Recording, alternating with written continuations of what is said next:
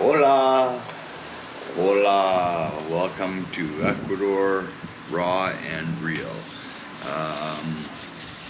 My last video I had mentioned I was going to talk about how I ended up here in Ecuador at, I can hear my caretaker talking to my ex-mother-in-law. It's all good. She's an awesome lady. They're actually both awesome ladies.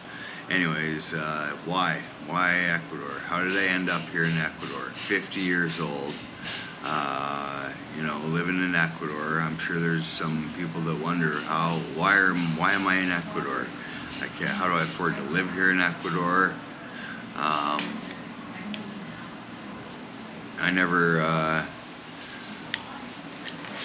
I never explained why I'm here. 4 years ago, I was cut down with a near fatal heart condition. I had my left ventricle essentially explode, not allowing any of the blood to flow through to any of my organs, my kidney and liver and all the other things that require blood in order to live. So I was explained to it like a balloon had popped and the blood was having troubles getting through, and so essentially the pump blows the ventricle back up so the blood can flow freely through and get to the organs that require the blood. So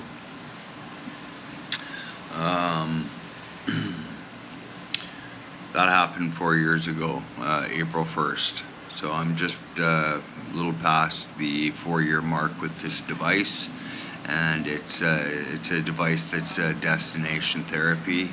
It has been designed to last as long as a heart transplant, and if I wanted to keep it, I could keep it. That was my decision, was to keep the device. I don't want a heart transplant. I just don't want one. Everybody that has an LVAD, almost probably 95% of the people that have an LVAD, they don't want the LVAD. They hate the LVAD. They hate the batteries. They'd rather, a lot of people would just. There's been many instances where people just don't even plug themselves in or hook the batteries up. They just let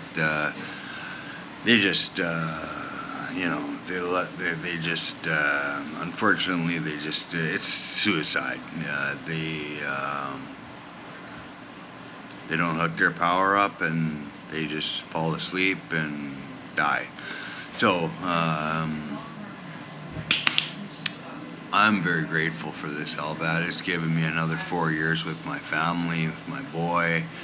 It's given me tons of opportunity to help other people and look for a whole different route in life, because I'll tell you, the route I was on is probably the reason why a heart failure happened. I was a pretty wild guy in my younger years. I've been shot a couple of times and kidnapped and tortured, and drugs galore, and destroyed relationships, and really just a real arrogant piece of shit that really didn't care about anybody but myself. So it's funny, some things happen for reasons we don't really know until maybe later on in life, where things seem like, man, this is the worst thing that could have happened to me, when in actual fact, it was actually probably a good thing it happened to me, because today I'm just so grateful. I have so much gratitude. I don't use drugs or alcohol. I treat the people around me with a ton of love and care and respect, and it's just a way better way. It's just a much better life I live today with an LVAD. I mean, it wasn't just the last 4 years. but it took a long time to get here. And, I think that they say I finally arrived. I didn't like the person I used to be, and I'm glad that guy's dead. 4 years ago, I suffered the, catastrophic heart failure, and I was doing a lot of steroids back then, and probably contributed largely to the heart exploding. So anybody doing the steroids, here's a strong caution to you. It can happen. It can happen to anybody. So be careful, or just don't fucking do it. I know I swear too much still, and that's a terrible thing. I started this channel to inspire people, really, with that have an LVAD. What do they call them? Influencers. If I can influence anybody to turn their life around, or feel like there's no way out, give me a call, hit me up, send me a message, send me anything you want. I'll do whatever I can to talk to you about my life and the things that happened, made some changes in my life.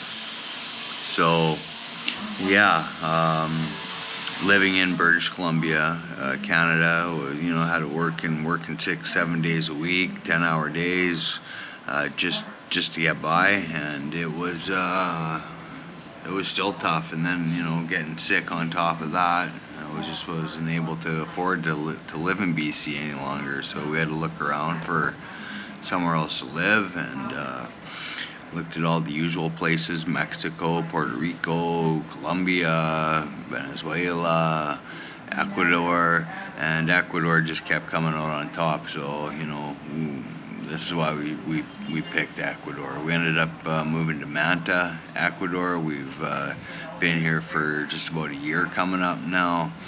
Had just some great things happen while we've been here, and had some pretty shitty things happen to us while we've been here. We were robbed by a U.S. facilitator, actually, that was going to help us get our visas, and she ended up running off with all our money, $1,400 in cash we gave her, and all our original documentation. It was an amazing story how we ended up getting, first of all, our documents back, and then she also paid us back. I don't know how that happened. I had a friend go visit her in Novi, Michigan, where she'd ran to hide, but I knew somebody in Novi, Michigan, so I sent them to her house to retrieve the documents, and he ended up getting them back, and she ended up paying us back the money that she stole. So just couldn't afford to live in Canada, so that's why we're here, living in South America now. Not an LVAD center in sight. I'll be heading back to see my LVAD team in Edmonton and coming up here, and I'm looking forward to going back and seeing them. And I've had some pretty depressing news in the last few days. I don't even know why I'm trying to record this video right now, but I got a pretty shitty message from one of my sons that barely ever talks to me. Said he needs $4,000 for a lawyer. Otherwise he's going to lose his freedom, and if I'm able to give him that $4,000, then we can have a relationship. Frustrating. Anyways, yeah, it's just raw and real, man. It's just, no fluff. You want to know what it's like just living in Ecuador? Follow the channel. I try to put a little bit of everything on this channel. Truth, the truth be told,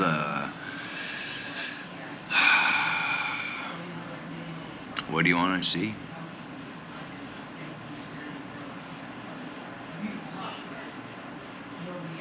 I'm tired today.